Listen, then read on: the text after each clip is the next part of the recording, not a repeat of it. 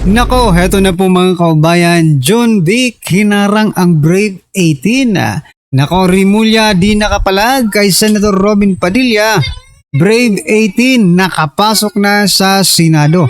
Tuloy ang hearing. Nako, yan po mga kaubayan ang ating alamin sa video ito. Pero bago po natin simulan yan mga kaubayan, palike naman po ng video ito. Malaking tulong po yan. Maraming salamat po. At eto nga mga kaubayan, bago po natin i-play yung video, eto pasadahan po muna natin tong mga nagte-trending na balita sa social media. Ayan, yung acting Senate President na si Win Gatchalian, mag-isang sumulong, pinabayaan ng kanyang mga kasamahang trahidor, mag-isang sumulong sa Senado, di ba?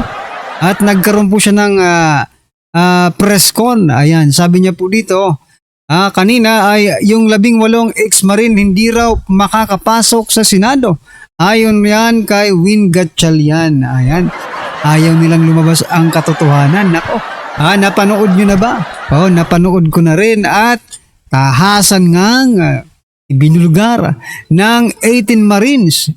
Nasangkot nga ang presidente natin. Yari na. Nag-deliver sila sa Ilocos at yan ay formal na po yan. Formal na po yan at on record na po yan ng Senate mga kaubayan. Kaya naman pala, hindi sila magkamayaw kahapon mga kaubayan na talagang kailangang hindi matuloy ang hearing dahil papangalanan ng 18 Marines ang totoong mastermind. Ang dami nilang ginawang sabotahe ngayon yung Facebook page ni Senator Marcoleta. Wala mga kaubayan. Ako nanood ako kay Senator Amy Marcos sa Facebook niya. Nung kalaunan ay okay pa tapos nawala rin mga kaubayan. Sinabotahe po yung kanila mga live, no? Tapos yung mga media hindi pinapapasok. Anong ibig sabihin nito? Ano ba ito? Martial law na ba ito mga kaubayan? May freedom of the press pa naman tayo. Bakit hindi nyo pinapasok? Pero kalaunan, pinapasok rin mga kaubayan kasi syempre masyado na po silang halata. Ayan mga kaubayan at eto nga. Ayan Brave 18 nakapasok na sa loob ng Senado. Ayan, 'di ba? Hindi nyo talaga mapipigilan ang paglabas ng katotohanan, 'di ba? Sabi po dito, ang pagpasok ng grupo ay naganap sa kabila ng naunang pahayag ni Senator Win Gatchalian na walang opisyal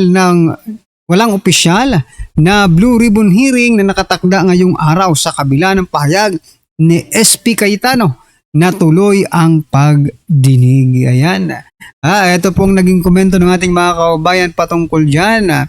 Hindi mananalo ang kampon ni Satanas, mananaig ang kapangyarihan ng Diyos. Correct. Mananaig pa din ang kabutihan laban sa kasamaan. Win, nakapasok na sila. Plan B tayo, putulin ang signal ng live at any cost. Correct, no? Oo nga pinutol po nila. Ako, ang ganda ng panood ko Di ba? Bigla na lang nawala kaya napalipat ako sa ibang sa mainstream media na ako nanood kasi 'di ba may nakapasok namang mainstream media, doon na ako nanood mga kaubayan. Ay naku, lahat talaga gagawin nila mga kaubayan para lang hindi maisa publiko ang buong katotohanan. Ayan. So sabi po dito ni Aurel, may God bless and protect you, Brave 18. We thank you for your sacrifices and unwavering eager to testify for the Filipino to uncover the mastermind of massive flood control Project Iskandal. Ayan mga kaubayan palakpakan po natin. Pero eto, kwento ko lang yung narinig ko kanina. Total, nandito naman tayo. Involved din pala si Torre mga kaubayan. Si former PNP Chief Torre, yung nagpadala kay former President Duterte sa Dahig. Involved din. Opo. At inoferan nga itong mga Brave 18 ng tag 50,000 mga kababayan. Tapos pinalitan pa yung kanilang mga cellphone. Buti na lang mautak po yung mga Brave 18 Mayroon po silang tinagong mga ebidensya sa cloud. Kahit kunin mo pa, basagin mo man yung telepono, mayroon pa rin po silang ebidensya. At mayroon po kung nagustuhan Sabi po diyon syempre, wais po ang mga Marines, di ba? Ibang cellphone po ang ibinigay nila. Ay, ray, naloko. Sabi nga po ni Senator Dante Marcoleta, matalino man ang matching, naiisahan rin. Ayan mga kaubayan, nakakatuwa, no? Kasi sa kabila ng ginawa nila kahapon, no? Sa kabila ng pagtutol nila na talagang matuloy yung investigasyon sa flood control, wala po silang nagawa. Talagang mananaig ang katotohanan. Pero eto mga kaubayan, sa labas po ng Senado, yung mga kampon ni Bangag, nagrally. Ito, gusto ko lang ipanood sa iyo.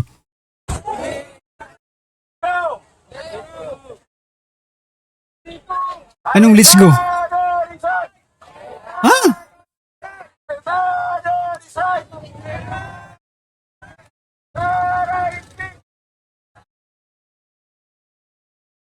Mga kaubayan, ito lang, natin. Teka lang, zoomin natin. Yan tingnan nyo, nakatakip ang mga muka. Inayupak naman, magrarally kayo, nakatakip ang muka. Ano ba, nahihiya ba kayo sa sinisigaw ninyo? Nahihiya ba kayo? Yan nakatingnan nyo, nakatakip yung mga pagmumuka, mga kaubayan. Nahihiya sila sa mga ginagawa nila. Diba? At ang dami nila, ang dami po nila. Mga ilan ba ito? Mga 200? Ay, nako. Ang sinisigaw nila, Cayetano resign at impeach Sara, mga kaubayan. Hinayupak na yan. Kayo ba talaga mga Pilipino? Ayaw nyo bang malaman kung sino ang nasa likod ng flood control scandal na ito? Kaya ako talaga mga kaubayan, hindi ako naniniwala na lahat po ng nagrarally ay bukal po sa kanilang loob ang kanilang ginagawa. Kasi kung totoo po ang iyong ginagawa at wala ka pong ni katiting ng kahihiyan sa ginagawa mo, diba? Hindi mo gagawin yan. Hindi ka magtatakip ng muka. Because you are proud of what you are doing. No? Proud ka sa iyong sinisigaw. Pero eto, mga bata, na nakatakip ang muka. Siyempre, ang mga bata, mahihain yan, mga kaubayan, because they know what they are doing. Diba? Ay, nako. Anyway, gusto ko lang pong i-share yan, mga kaubayan, no? Kasi para naman malaman din ng ating mga kaubayan na mayroon pong mga taga-suporta ang administrasyong ito na nagrarally. Not, hindi po para ilabas ang katotohanan but to defend. Not, no? Na hindi po mailabas ang katotohanan at i-impeach si VP Sara at si Cayetano ay palitan daw. Aray ko po. Anyway, ito na po mga kaubayan yung video. Pasok. Ay, total cinema. So siya kasama natin si Senator Pia Cayetano, ang chairman ng Blue Ribbon Committee. Sorry. Kasama niya si Senator Robin Padilla. At sabi niya, i-address niya yung mga questions kung tuloy yung Blue Ribbon hearing, but pwede natin siyang sundan.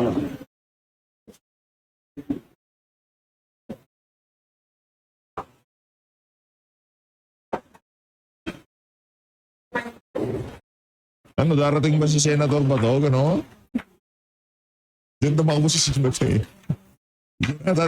Kung hindi ako nagkakamali, diyan tumakbo si Senator. So, nandito tayo sa may first floor ng Senate building. Nakikita natin si Senator Robin Padilla at Senator Pia Cayetano. Kasunod lamang tayo sa kanya. Okay. Alright. So,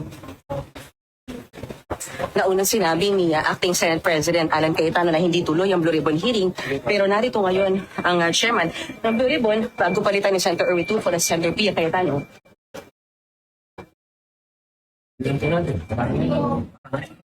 Anil lang po. Anil lang po. Aray ko. Ate Mian naman kasi. Matitiris ka pa dyan. Tabi, Ate Mian.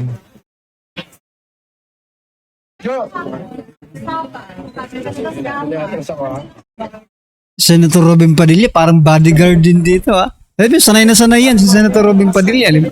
Sa mga movie niya, minsan bodyguard din yung niya eh. Sir, sorry. Si Atty. Baligod, oh. So, nandito yung mga guests ay pinatawag ng Blue Ribbon Hearing pero mukhang nagkakaproblema dahil hindi pinapapasok, ano? Oh. Hindi pinapapasok. Grabe naman. Papasukin yan. Senator Robin. Thank you, Senator.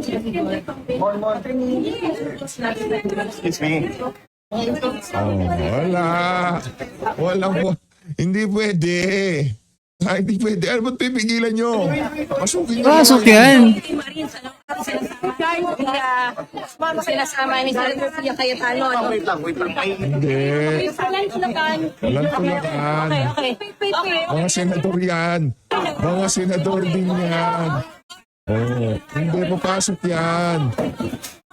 Oh. Okay, so pumasok yung 18 Marines, ano? Isinama ni Senator... Wala kayong magagawa Ay mo dyan. naman. Ate, may anak ko. Ay mo. Ano? Okay. Hirang yan. Ate, may anak ko. Ay mo naman.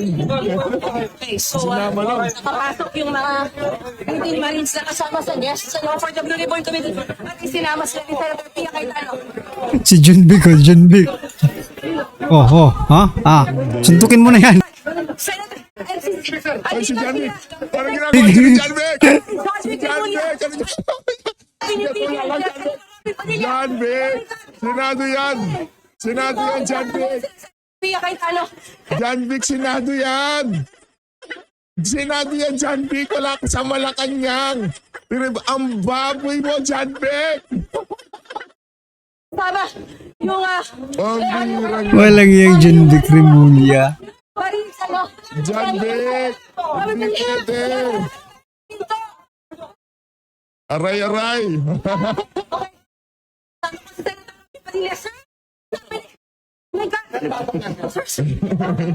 Kalmaan mo lang. Tawa-tawa lang kami ni Sir Robin. Kalmaan mo lang, madam. Huwag ka masyadong kamado.